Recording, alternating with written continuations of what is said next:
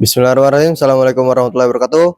Perkenalkan, kami dari kelompok 2 ingin mempresentasikan jaringan komputer. Saya Rizky Kurniawan Yahya dari NPM 257821110. Saya Baktiari Putra dengan NPM 2578292. Saya Muhammad Arezaki, NPM saya 25782103. Saya Azril Andrean dengan NPM 2578234. Saya Salsabila Aulia Zahra dengan NPM 257821111. Saya Deanggraini dengan NPM 2578236. Saya Zahra Muabdillah dengan NPM 2578258. Saya Ika Hanif Yahya dengan NPM 257820098.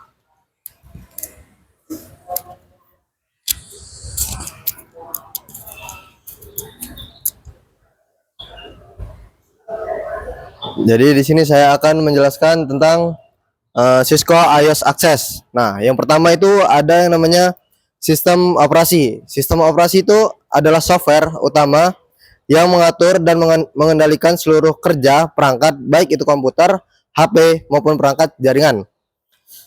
Nah, terus selanjutnya itu ada namanya GUI. GUI itu adalah singkatan dari Graphical User Interface, yaitu tampilan antarmuka pengguna berinteraksi dengan perangkat menggunakan ikon tombol, menu, dan jendela, bukan hanya teks. Contoh kayak tampilan desktop Windows atau tampilan HP di Android dan lain sebagainya. Selanjutnya itu ada yang namanya tujuan sistem operasi. Tujuan sistem operasi itu adalah membuat perangkat bisa digunakan secara efisien, teratur, dan mudah oleh pengguna. Selanjutnya itu ada yang namanya metode akses. Nah, metode akses itu adalah cara untuk masuk, menggunakan atau berkomunikasi dengan sistem atau perangkat, baik secara langsung melalui jaringan atau lewat tampilan tertentu. Jika pada Cisco, biasanya metode akses ke perangkat jaringan yang digunakan itu adalah konsol, telnet, dan SSH. Selanjutnya itu ada program emulasi terminal. Program emulasi terminal adalah alat untuk mengakses dan mengontrol perangkat lain melalui tampilan terminal atau CLI tanpa perlu perangkat fisik khusus.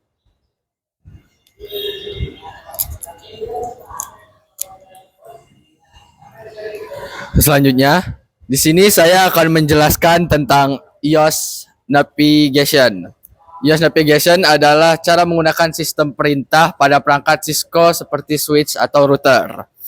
iOS Navigation adalah cara kita berinteraksi dengan perangkat Cisco menggunakan CLI atau Command Line Interface. Dengan CLI, kita bisa mengontrol dan mengkonfigurasi perangkat jaringan secara langsung. Pada Cisco iOS terdapat beberapa mode utama, yaitu User Access, Privilege Access, dan Global Configuration. Mode pertama adalah Access, ditandai dengan tanda lebih dari seperti switch. Mode ini hanya digunakan untuk monitoring dasar dan tidak bisa melakukan konfigurasi. Mode kedua adalah Privilege Access, ditandai dengan tanda pagar seperti switch. Untuk masuk ke mode ini, kita menggunakan perintah Enable. Di mode ini kita bisa menjalankan perintah yang lebih lengkap dan masuk ke konfigurasi. Mode berikutnya adalah Global Configuration.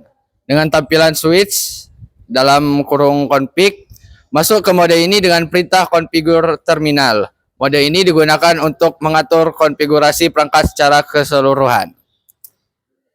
Nah, di dalam Global Configuration ada submode seperti Line Configuration untuk mengatur konsol atau remote access, Interface Configuration untuk mengatur port jaringan.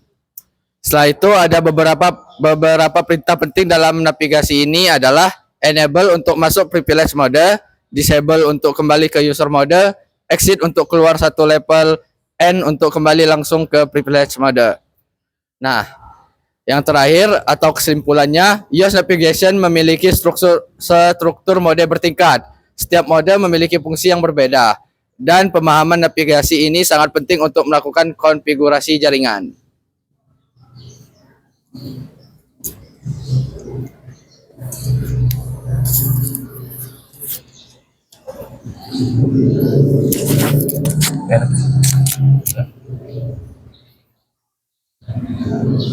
Ya, selanjutnya di sini saya akan melanjutkan yang 2.3 yaitu the command structure. Nah, di sini the command structure yaitu ada satu struktur dasar perintah. Setiap perintah Cisco iOS memiliki sintaks spesifik yang terdiri dari dua bagian utama setelah nama perintahnya, keyword dan argumen. Di sini ada command atau perintah kata pertama yang dimasukkan, yaitu contohnya show, ping, dan IP. Keyword atau kata kunci yaitu parameter spesifik yang sudah ditentukan dalam sistem operasi. Contohnya IP protokol dalam perintah show IP protokol. Selanjutnya ada argumen yaitu nilai atau variabel yang ditentukan oleh pengguna dan tidak ditentukan sebelumnya. Contoh alamat IP tujuan dalam perintah ping 192.168.1.1. Yang kedua yaitu ada fitur bantuan atau help features, yaitu Cisco iOS menyediakan dua jenis bantuan interaktif untuk memudahkan pengguna.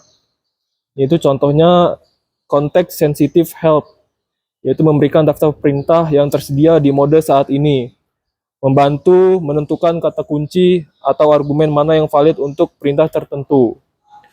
Selanjutnya command syntax check, yaitu iOS akan memeriksa perintah yang dimasukkan jika salah. Ia akan memberikan umpan balik seperti ambiguous command atau perintah tidak jelas, dan incomplete command atau perintah belum lengkap, atau invalid input detection atau kesalahan pengetikan. Yang ketiga yaitu tombol cepat dan pintasan atau hotkeys dan shortcuts.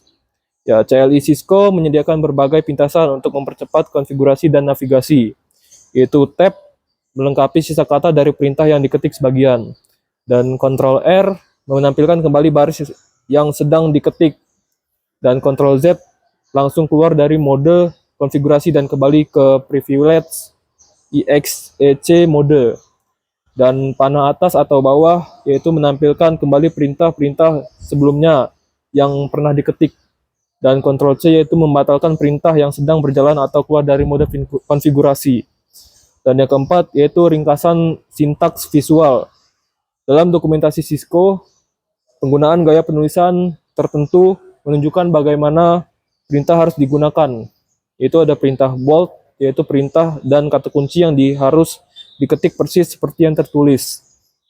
Dan ada perintah italic, argumen digunakan pengguna harus memasukkan nilai tersendiri. Dan X atau kurung siku menunjukkan elemen opsional. Dan XYZ atau kurung ini menunjukkan pilihan wajib atau pilih salah satu dari berbagai opsi.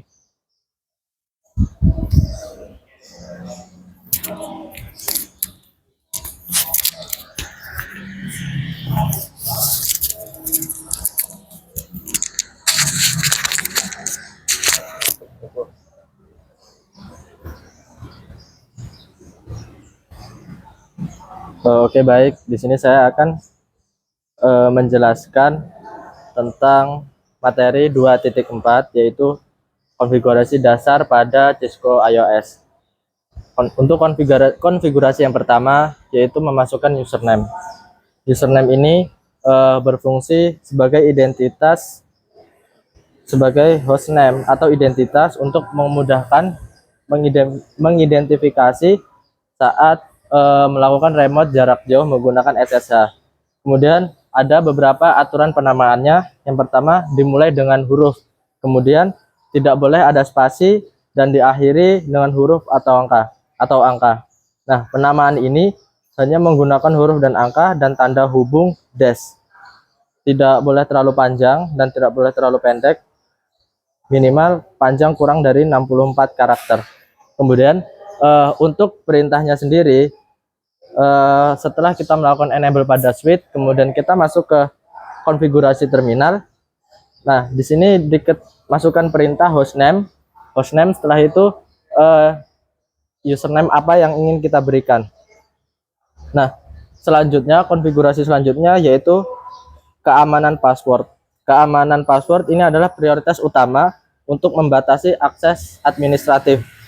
Kemudian ada beberapa kriteria password yang digunakan. Karakter yang digunakan itu minimal 8 karakter, berarti boleh lebih. Kemudian menggunakan kombinasi huruf besar, kecil, angka, simbol. Kemudian hindari kata-kata umum seperti admin atau password.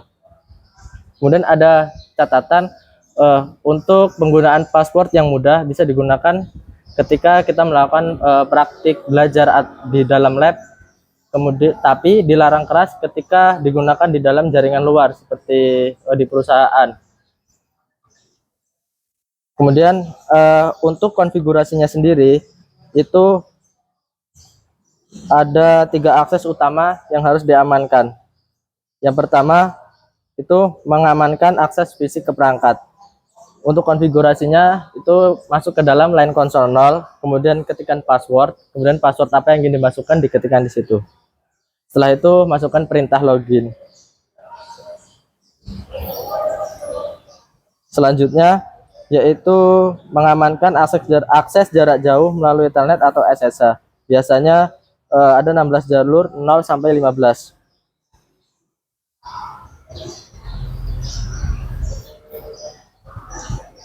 Oke, selanjutnya yaitu ada enkripsi password.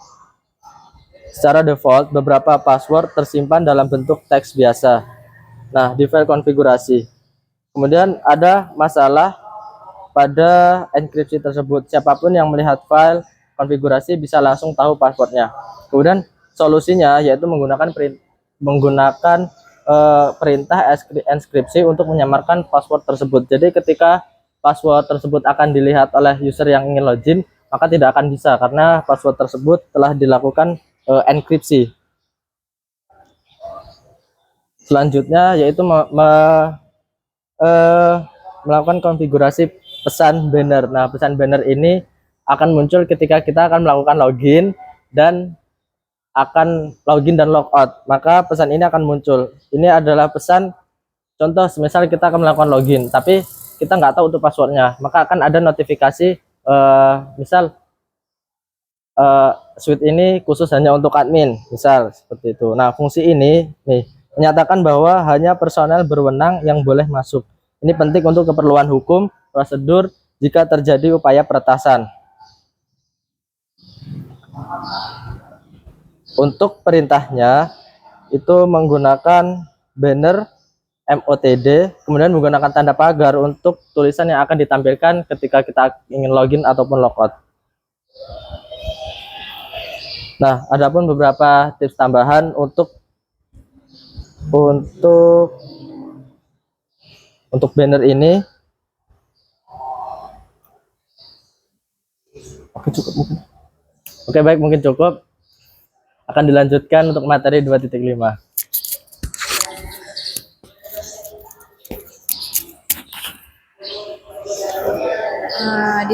Di sini saya akan membacakan materi 2.5 yaitu mengenal file konfigurasi.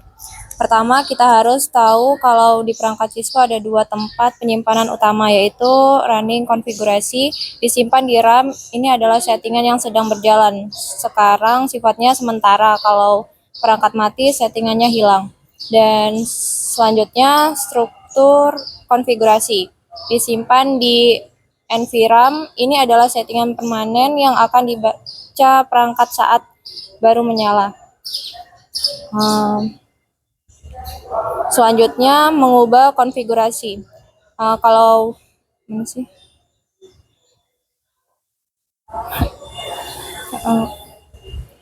kalau kita bikin kesalahan saat setting dan belum disimpan, tenang aja, kita bisa membatalkan perubahan itu dengan 2 cara, yaitu hapus satu-satu, pakai perintah no di depan perintah yang mau dihapus. Selanjutnya reload, ketik perintah reload untuk menyalakan ulang perangkat. Perangkat akan kembali ke setting terakhir yang kita simpan, tapi ingat cara ini bikin jaringan mati sebentar. Selanjutnya menyimpan konfigurasi. Supaya settingan yang kita buat di RAM tadi nggak hilang saat mati lampu, kita harus menyimpan ke NVRAM. Perintahnya simple. Copy running config struktur config, lakukan ini setiap kali kalian selesai melakukan perubahan. Dan terakhir backup ke file teks. Kita juga bisa simpan konfigurasi ke dalam komputer kita dalam bentuk teks. Caranya lewat aplikasi terminal seperti Putih atau Terater. Mana sih? Dengan fitur logging, setiap perintah yang muncul bakal jadi jejak digital yang bisa kita copy paste lagi di masa depan. Praktis.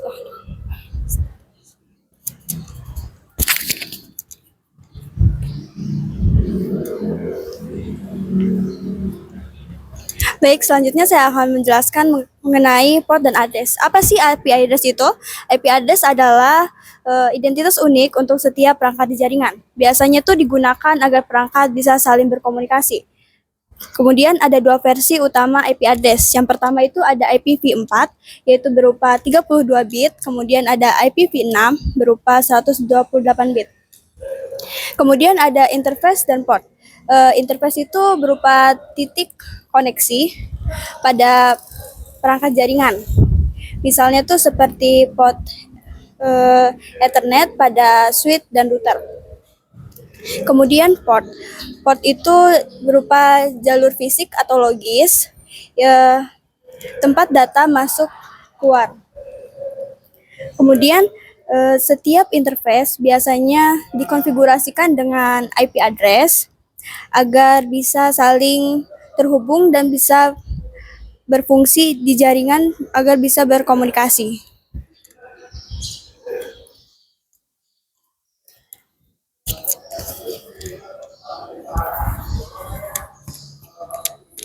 Selanjutnya kali ini saya akan menjelaskan configuration IP addressing. Yang pertama ada manual IP addressing configuration for end device. IP address, subnet mask, and default gateway bisa dikonfigurasi secara manual di perangkat akhir, PC atau laptop. Lalu ada penting untuk memastikan alamat tidak bentrok dengan alamat lainnya. Lalu ada automatic IP address configuration for end device. Perangkat bisa memperoleh IP secara otomatis melalui DHCP atau Dynamic Host Configuration Protocol. Lalu memudahkan pengelolaan jaringan besar karena tidak perlu konfigurasi manual satu persatu. Ada syntax checker, verify Windows PC IP configuration. Latihan ini untuk memverifikasi konfigurasi IP di Windows menggunakan perintah seperti ipconfig. Lalu ada switch virtual interface atau SFI configuration. Switch layer 2 tidak punya IP address di port fisik, tapi bisa dikonfigurasi melalui SFI. SFI memungkinkan switch akses untuk manajemen, misalnya via telnet atau SSH. Syntax checker konfigurasi a switch virtual interface. Latihan untuk konfigurasi SFI dengan IP address agar switch bisa diakses. Paket tracer atau implement basic connectivity, simulasi untuk menguji konektivitas dasar antar perangkat setelah konfigurasi IP dilakukan.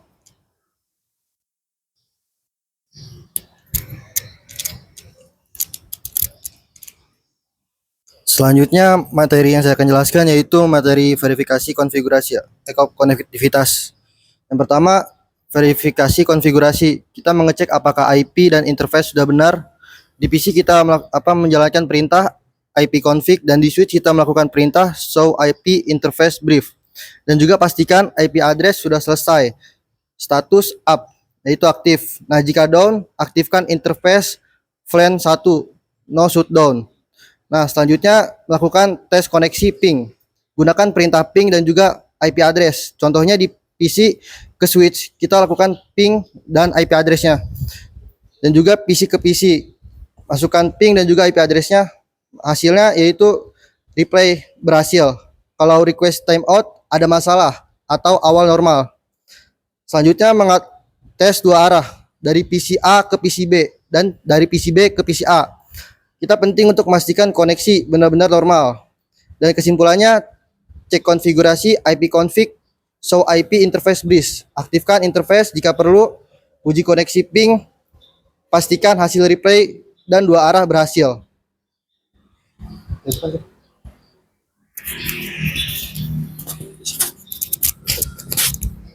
Mungkin ini saja dari kelompok 2. Sekian. Wassalamualaikum warahmatullahi taala wabarakatuh.